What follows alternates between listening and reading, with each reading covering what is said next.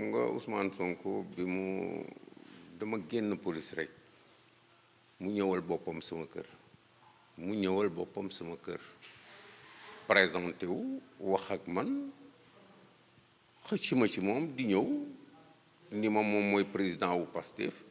yóbbu ma ci siège am won ma li muy def wax ma projet am nu mu taxawee ñu ànd ci biir loolu fekk muy moment bi nga xam ni dañ doon gëstu man maa ngi soog a dugg ci espace politique bi di gëstu di seet fan lay teg samay tànk moom mu ngi soog a former parti di jàng nu nuy defee politique di wut ay nit yi nga xam ni day jël dara ci ñoom man xëy na bokk naa ci ñi nga xam ni yaakaaroon na ni à ce moment là que am na njëriñ bu ma ko mën a indil mooy sunu diggante weesut loolu bi ma àndeek moom nag ba xam analyser sama bopp ba xam ni kii xëy na moom bugg nañu ànd mais man mënuma ànd ak moom parce que magum jëm laa man kenn du ma fort ci mbedd mi magum jëm laa li ma doon wut ci champ politique bi du moom moo ma koy jox moom projet am la am ñu ànd loolu rek doy na pour que suñu dajee mu fekk ma sama kër moom mu yor projet man ma yor sama projet ci magum jëm mu day ne man war naa seet fu may teg sama tànk waruma may sama bopp fu may juume ci nit ñëw rek ni ëy rek ma ànd ak moom waaw xam nga soow mi lu ci ñuul je dama wax lu clair dama ne la kii dama gis façon wam yoon wi mu jaar du yoon wi ma xalaat ni foofu lañu war a mën a jaar parce que dama gis ni moom affaire am yëpp doole la affaire am yëpp wut ku mu yilif la affaire am yëpp talul tax discuter ak waxtaan day puus rek affaire am yëpp créer ay réseau dugg fii génn fële lijjanti fii ay nit ñi nga xam ne mën na ànd ak ñoom ci sens bi nga xam ni moom la gëme ni dañ ko war a topp j'ai dit non comme moom loolu la gis j'ai préféré prendre mes distances waxuma ko sax dama jékki-jékki benn bis daal di dem toog du ay question dama lay wax non bi ma nattee natt moom xam na lu ko indi ci man xam naa fi ma toll woon ba mënatuma gérer ak moom relation dara doxul suñu diggante amul xuloo amul débat amul pourquoi nga bàyyi ma amul loolu yëpp moom jëm laa je suis une grande personne am na lucidité mon métier daf ma may ma mën a xam fan laay teg sama tànk fu ma dul teg sama tànk Ousmane Sonko ci moment bi ma koy bàyyi c'était pas une relation recommandable te ñi nekkoon ak moom ci moment boobu yëpp xam na ni tey xëy na mën nañu ànd ak moom mais démb ku ci nekk yaa ngi xëccu di gis ni kii kat neexut a àndal parce que ni muy doxale mooy lu intéressé wul projet am loo ko nanguwul indi mu dugal ko ci biir projet am rek c'est pas la peine moom da lay bàyyi fële mais loolu daf fi yàgg parce que phénomène la bi nga xam ne man bi may ko ci commencé wax mu ngi jógee surtout bi fi Noémie Jones defee documentaire boobu muy documentaire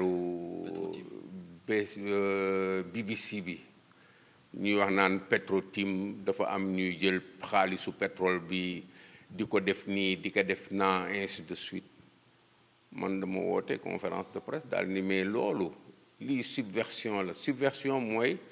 dafa nit ñi lii seen yéene ci kii mooy yëngal dëkk bi indil askan wi naqar wàcce leen ci mbedd mi pour que réew mi am problème kuy def loolu rek da nga bëgg a for pouvoir ci mbedd mi ñuy dem loolu di tis ñu gis ni pas boobu bi ñu ko tegee depuis ñi wër géewu opposition bi yëpp seen préoccupation yëpp mooy di nga xaste naqaral population bi naan ko li ngay def baaxul gis nga lekkuloo gis nga amoo lii gis nga amoo laa et prétexte bu ñëw rek ñu ni marche mais ñooñu ay nit la ñi nga xam ni defuñu politique pour def politique dañ def politique pour fort pouvoir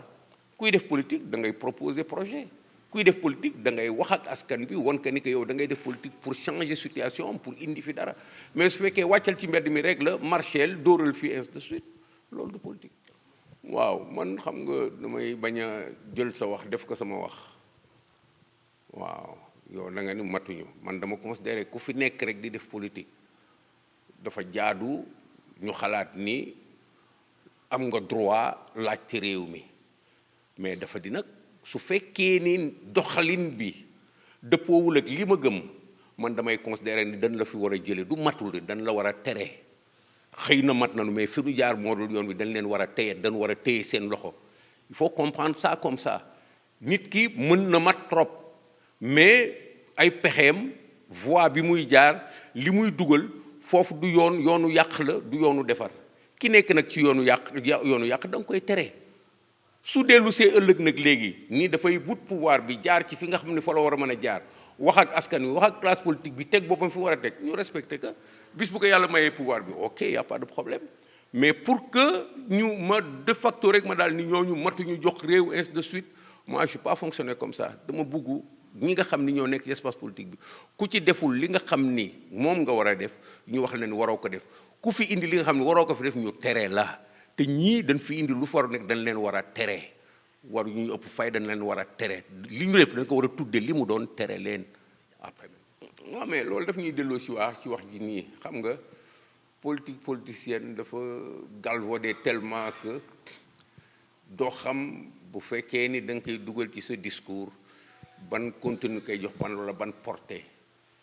xam naa daal ni sunu classe politique bi nekk fii bugg-bugg la ñuy doxe ak yëngal askan wi ci utiliser naqaram seen bugg-bugg bopp la ñuy doxee pour am dara pour am pouvoir am doole am alal mais doxuñu pour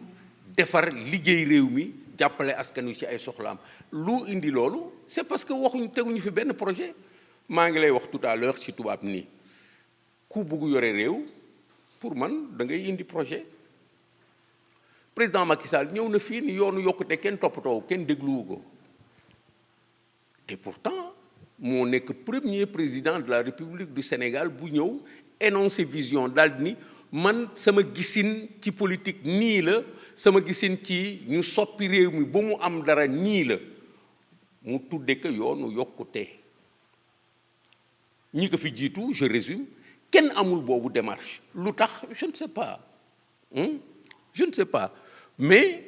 su fekkee da nga bugg defar réew noonu ngay jaaree da ngay am projet am vision am projet dugg ci réalisation yi nga xam ne dafay wane ni yow da nga bugg jële réew mi fii yóbbu ko fële ñi nga xam ne defuñu loolu nag je considère que ay aventuriers la ñi nga xam ni dañ fi nekk pour seen soxla bopp bugg utiliser askan bi tay ko fenn pour am li nu bugg am ndax man dama jege président Macky Sall mais du jege sama projet du jege président Macky Sall sama projet mooy ànd ak moom ci li muy def di ko xool di prêter attention parce que dama gëm ni fii mu jaar foofu la dama gëm ni kii li muy def damay jóge léegi Tëngéej di dugg ci biir dëkk bi fii bi ñu fiy def projet train bi lu nekk dégg nañ ko mais man dama gëmoon ni kii li muy régler mooy problématique gu fluidité circulation bi améliorer la circulation urbaine loolu moo ko ci dugaloon mais nit ñi lu nekk wax nañ ko tey boo demee ci train bi li lay jëkk yéem mooy avant train bi nekk fii ñi ciy dugg yëpp fan lañ doon jaar pour ñëw ban coono lañ doon dund ñu ngi sant yàlla tey soo fa demee 18 heures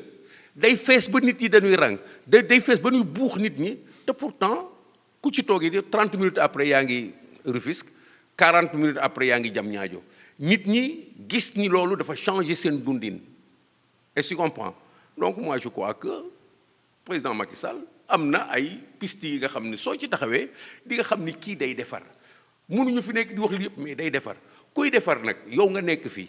du ma ni lépp baax na wala sist la parce que du ma supporter sénégalais la comme moom damay xool ni kii dafay def lu baax ma ànd ak moom ci loolu lu mu teg ma dem xool ko lu muy def su ma ci mënee yëkkati dara ma def ci yëkkati ci dara lu muy def su ma ci mënee ànd ak moom ma àndi ceeg moom su ma ci ma ànd ak moom ma défendre ko ba nit ñi mën a xam